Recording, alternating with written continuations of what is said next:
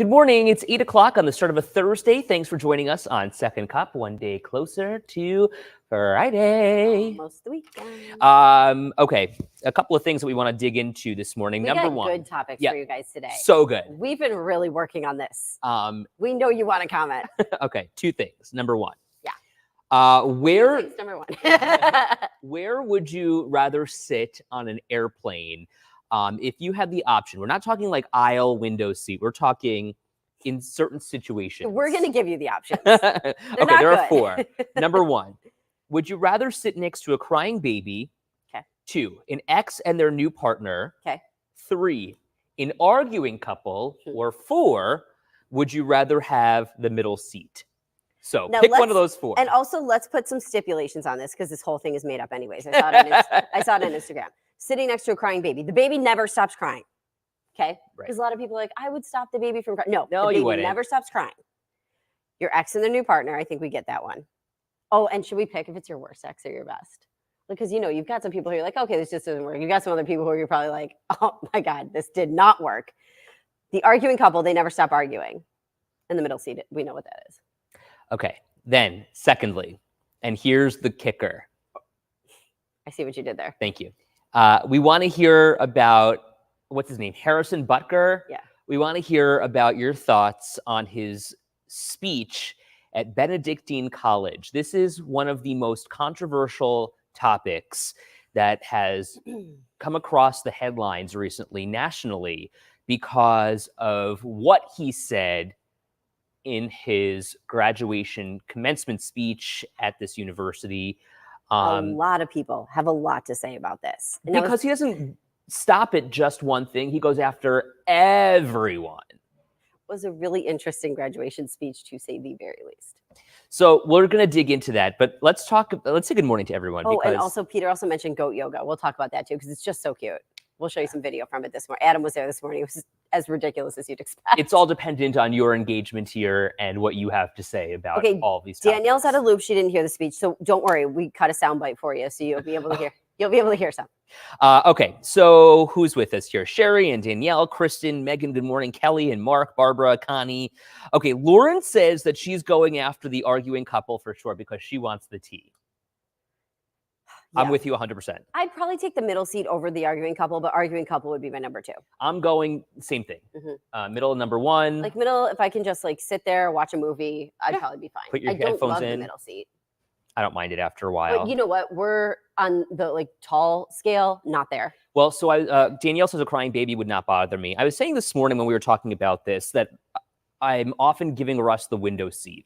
I like the window seat because I love that like 30,000 foot view. I love seeing everything from distance. I feel like it puts things into perspective and you really get to like almost clear your mind a little bit. I like to wipe it down and then lay against it. So my thought is, you know, there's a little bit of give and take in a relationship, right? A little compromise. So I often am giving Russ the window so that he doesn't complain. And, you know, I feel like I'm being the bigger one, the bigger adult. He said so he doesn't complain. He's like, not to make him happy. He's like, so he doesn't complain. Right. So it's the compromise. Here's the thing about Paul. Paul is built like this. I mean, he just has these huge shoulders. And so like in the middle seat, like that would be very uncomfortable for him. So I, again, am the bigger person just like you. Yes, exactly. And I sit in the middle seat. Russ spreads. So he would not do very well in the middle. He needs to be on an end. Melly, good morning to you. She's going for the arguing couple. Do you know what I mean though? Like he sits like with his legs open and his arms out, like he's a man spread. Right. Paul doesn't even spread. He just is spread. He's just like, ugh, and then he's just. So the middle seat would not really work for him. It's not very comfortable. Surely, I'll take a whiny baby. Okay, I just want to go through the airplane comments here. I like this one really quick. Sherry, wait, let me post one up. She'd go for the ex and new partner. I live to see them uncomfortable. Ooh, yikes. It would be so funny if you're on the airplane and you were just like, hi. That would be hilarious. How are you guys? Mark says, I had a divorced mother and her kids and one who was about 6 years old and screaming. Yikes, that's almost just as bad. Janet, good morning to you. So glad you're with us. Good morning. Love you two every single day. Thank you, Janet. Is this what you were saying about Sherry? Yeah. Got it. Okay. Oh, Marguerite's got a good one. I want to sit next to Ed and Russ arguing over the window seat. Normally, it's just me making a joke about Russ and, making fun of him. And of course, I'll say, okay, Russ. See, so Justin can't pick the middle seat because he's 6'6". Yeah, that's so hard. Right. So you got to pick one of these others, Justin. Devin, good morning from Denver. Usually business first, comfort plus, a little closer to the front, but not spendy. How tall is Russ? Peter wants to know. Russ is probably 5'10". So, a little taller than I am, but not much, 5 inches. It's not a lot. Okay, Ed. Just a little taller than you. Really? Kelsey, 6'2", no middle seat. God knows, she says. Get out of town. Jeanette, good morning. I said window seat this morning, but if I had the morning seat, window seat, I think middle she means. Seat, maybe? Oh, middle? I could block out the noise with Yeah. headphones. I might not care. Yeah, Turning like it's a good thing. I have been watching movies on planes a lot lately because I have a hard time sleeping. So I'd be fine. I'd just sit there. And the crying baby, like, I love babies, but it would probably be hard if you had like a 3-hour fight and the baby never stopped crying. If everything you did to try to comfort it, then you just start feeling bad for the baby too, feeling bad for everybody around. Right. Like, that's hard. You feel bad for the mom. But I also just want to be like quiet. It's like being on a train. So that's not an option with the crying baby next to you. Jan, good morning. Connie saying good morning to you, Adam. Jan, legroom isn't an issue, but I don't want to get up so they can use the bathroom. So what do? Take the middle, or do you take the aisle? She wants or the window. Yeah. Okay. Oh my gosh, Mark, ever have a kid kicking the back of your seat? Oh gosh, awful. Lauren, you don't hear the baby after your ears are plugged. Jeff says I could deal with the baby, but a 6-year-old not so much. Anita, I'm trying to figure out how much real time I'll be traveling on 3 flights to Alaska. Ooh. That's right. She's going to. So cool. My mom's so jealous, I'm sure. Kim says I like the window. Scully says I won't fly. I don't like planes.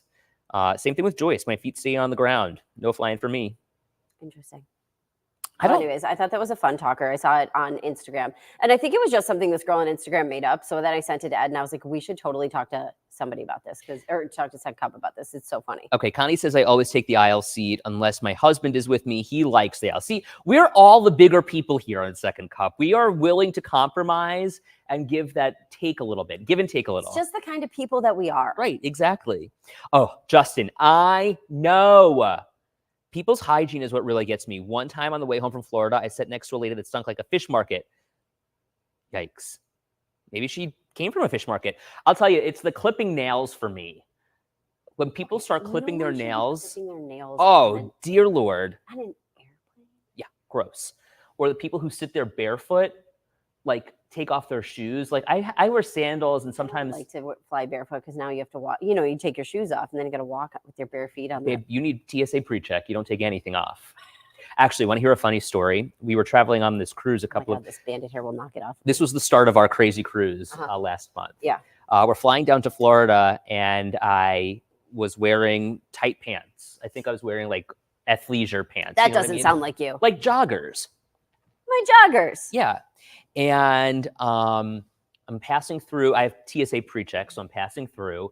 And, you get like the screening and they're like, something beeps. Okay, now you've got to go back out and you've got to go through and do like the real security thing, like the real machine, not just the pre-check help you then, Ed? Okay, it did. It didn't, actually. I didn't have to take anything off. But the guy goes, okay, I need to do a pat down and you're pinging in a very... What was pinging? What'd you have on you? I had nothing on me, but do you know where he needed to pat down? Yeah, but why would you ping then? That's so weird. Machine's broken. It was invasive. The guy's like, do you want to go in a private room or do you want to go just stay here? I was like... What'd you pick? I said, stand here. I mean, what am I going to do? I mean, like, you're going to pat me down? You're going to pat me down. Yeah. I mean, he's not doing it for fun. It was unbelievable. It was kind of funny though, honestly. Yes, exactly. It was quite the eventful start to Wait, so I don't understand. Did you do this thing? Yeah. And that's when it was after that. And then it was like my crotch is what pinged. I wonder if you had like if the pants had like a little something in them, you know, like a little metal. It didn't. Don't worry. It had no metal. Paula says the same thing happened to me. I opted for the private cubicle. I had nothing on me either. It was invasive. Yeah, it was. I mean, I'm trying to remember the story. unbelievable. Somebody was telling me, you know, when they used to do the hand thing. Does this ring a bell? Like Yeah, would when they stay would- hand- mhm, yeah. mhm. Somebody pinged for that, and I can't remember what the whole story was. Good story, Katie. Sean says, do I have jewelry I'm not telling anyone about? Nothing. Zero. Not at all. A little something. There was no metal, I Right, promise. Right. Little something. Apparently not. I always take such pride in being the person, like the person who can easily John's get through laughing. the medical or the metal detector. Like I always feel pride. I'm like, did it, I like what Justin says. nailed it. Sure, Justin. So That's funny. it. Okay, let's talk about this Bernice, you're right. Yeah. this crazy story that has making headlines. Gotta fly safe, Ed. Hey, Martha. Good morning. Yes, absolutely. Harrison Butker is Hi, the Kansas City Chiefs kicker, and he is claiming all sorts of notoriety this He morning. had a lot to say during this graduation speech that he gave at Benedictine College. It's a Catholic college. Okay. So he was a commencement speaker. Interesting speech to say the least. It was very pointed. Mhm. It was geared toward a very certain group. Targeted audience. Right. And it was, by many accounts, controversial. So, Paula wondering, please explain the Swift/speech problem. So can we play the soundbite from him that we cut? Sure. And then just give you guys like a sample of like something said in the speech, and then we can kind of talk about what he the other said. things that were said. Okay, John, hit it. That the majority of you are most excited about your marriage and the children you will bring into this world. Not the deadly sin sort of pride that has an entire month dedicated to it. Okay, so there he targets the LGBTQ community and others. Okay, so at the very beginning, you heard him say, many of you are excited about the children that you bring into the world. So what he had started to say was speaking to the women who were going to graduate with degrees. And then he kind of went on to say, but probably you are more excited about getting married and the children that you'll have. He's like, I'm sure some of you are thinking about the promotions that you'll get someday, which they're graduating from college, so probably. But then he's like, but you're going to get married and have children. One thing that kind That's of exciting. stuck out to me in particular, isn't that the old Lordy speech? Yes, it is. And Marguerite says he should go into sensitivity training. What a jerk. My mom says she would have walked out. And Kristen says, my daughter graduated Friday, and I can't imagine hearing a speech like that. From Kent State. Oh, great. Congratulations. In many parts of this speech, Butker specifically mentions his vocation and his wife's vocation. And I wondered what he was trying to say about this because, you know, while we were watching this entire speech just moments ago in the newsroom, We were like, let's be fair. Let's watch this whole I thing. wanted and to hear what he had to see say. if it's taken out of context, get an idea of whatever. You know, he's a traditionalist, I think is what it comes down to. And I think that his tradition is rooted in values that were unifying parts of this country in the 1950s and the 1960s.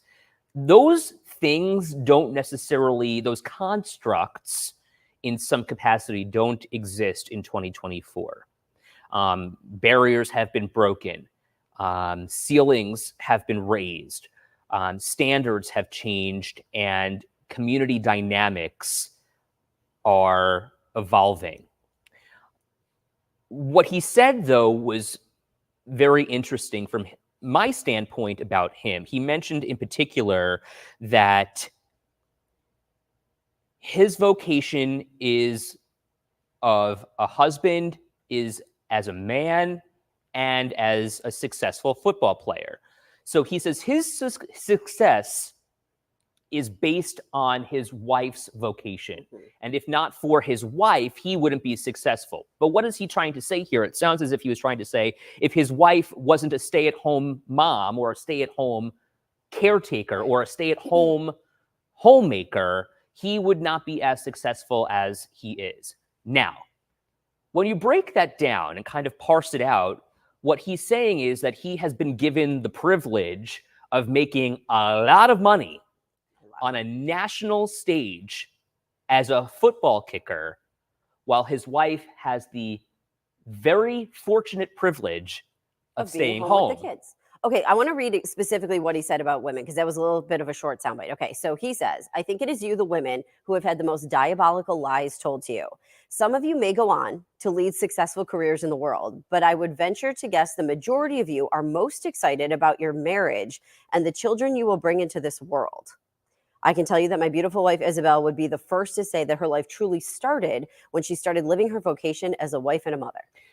And so my point here in saying what I just said and kind of what you're saying here is that in today's society, I mentioned society evolves. We do not live in a society where only one person is able I want to restart this so I say the right way. We do not live in a society where we are lucky enough to have one person's income benefit our entire families in many cases. Most people, right. And so he's speaking from a position of privilege and also diminishing how far women have come in these decades since women have been allowed to vote, Kelsey, get into the workforce. Some of us financially can't have that sort of life, even if we wanted it. And that's my point. So while many people are lauding him, he got a standing ovation in the crowd. I mean, a small, very Catholic crowd. It was my biggest takeaway from the speech, well, not my biggest takeaway. I think that last quote that I just read was my biggest takeaway. I was like, huh.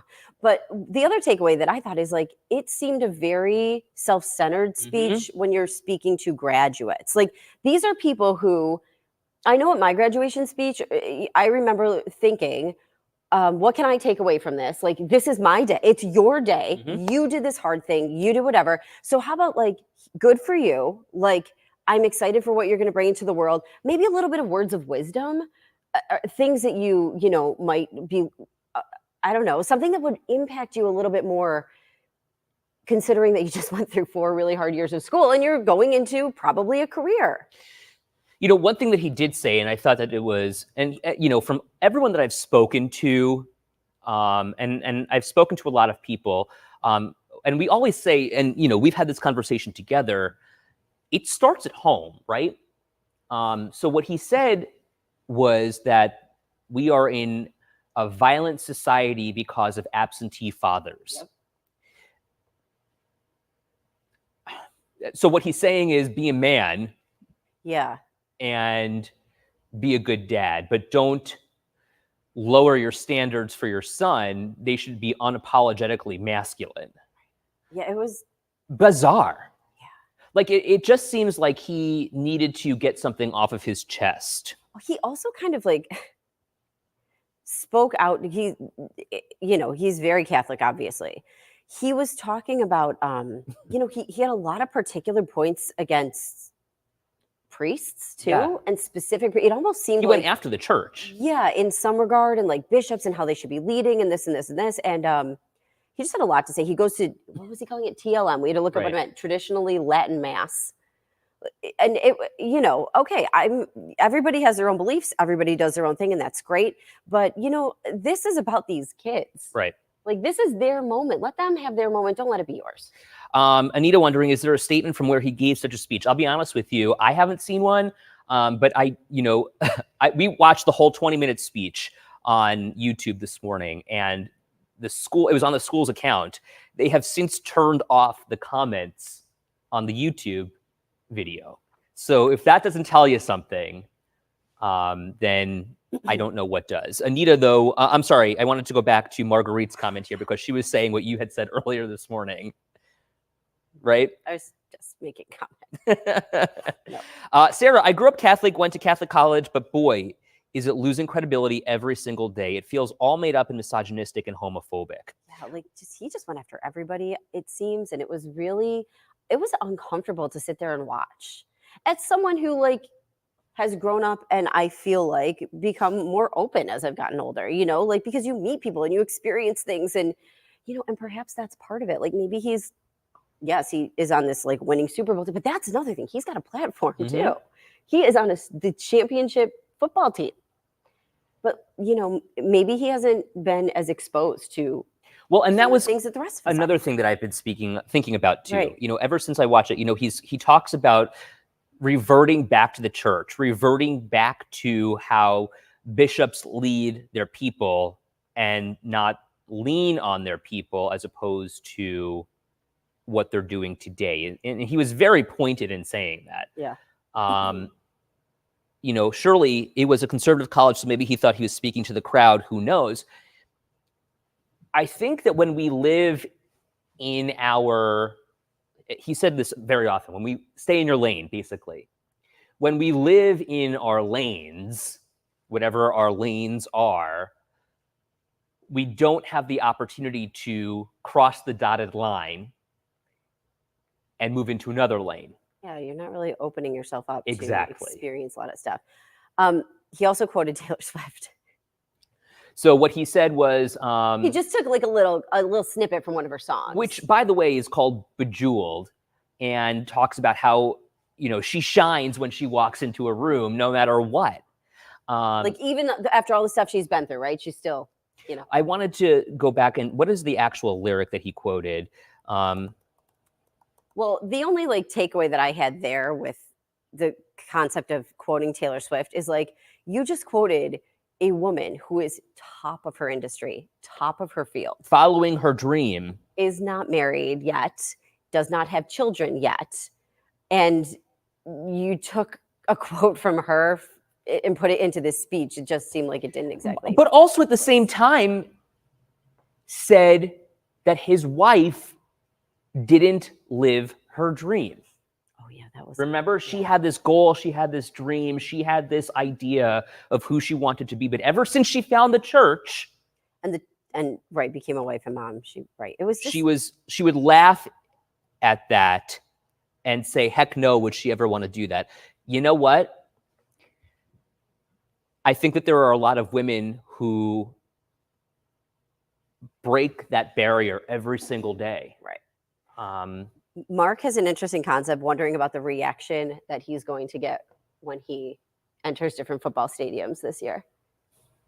The Chiefs, I don't think, have responded either. The NFL responded. Yeah, they released a statement saying that, his individual, beliefs don't reflect the beliefs of the NFL. Right. Basically. Are y'all overthinking this? I don't think so. I think you have to really.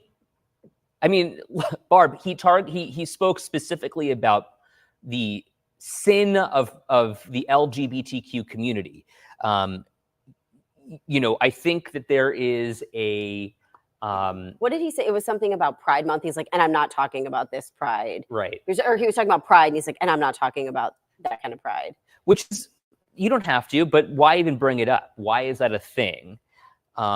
Michael says Chiefs will be in damage control mode. Shirley says David Muir spoke at our daughter's graduation and he was fantastic. Of course he was. I bet he was. Paula says, I feel like he took advantage of the Taylor Swift connection and used the name for attention. Didn't actually mention her by name.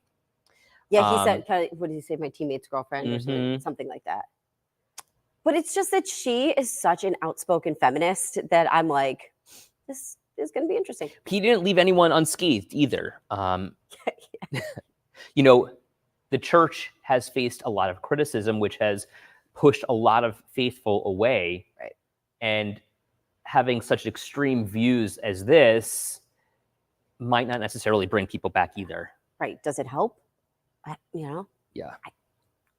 It's up to all of us to decide. Kelly says, why so controversial is because people don't agree. I don't agree either, but he was hired for his opinion. Absolutely. There are plenty of things said in public that are not agreed on by everyone. Just ignore it and live by your beliefs. And frankly, that's all we have to do. You do you. Here's the reason why I think it was controversial. You're speaking to a group of women and men, but probably about half, right, are women. That's, in general. And they just graduated. They're going on to career. Like, the point of being at your college graduation is to have a degree. And, you didn't go to college for no reason. You went to college to have a degree. You worked really hard. So I think that's why it's controversial, because just the comments kind of made you think it wasn't valued in the way that these women have been working towards this degree. It's not easy, and it's not cheap. No kidding. Well, maybe with his millions of dollars that he earns, he can help pay for some of those student loans. Wouldn't it be nice if he It's a gave lot. back financially? Just saying. Thanks so much for being with us. We appreciate you. Yeah. Have a great day. Oh, there's the goats. Goat yoga is the cutest thing ever. People do yoga around them. It's at Kelkenberg Farm. Adam's going to have a story up about it online. These babies are like 2 to 3 weeks old. They're adorable. Ed and I were dying this way. I mean, look at Great way to Get decompress. out of town. Look at them. Have a great day, everyone. Bye, guys.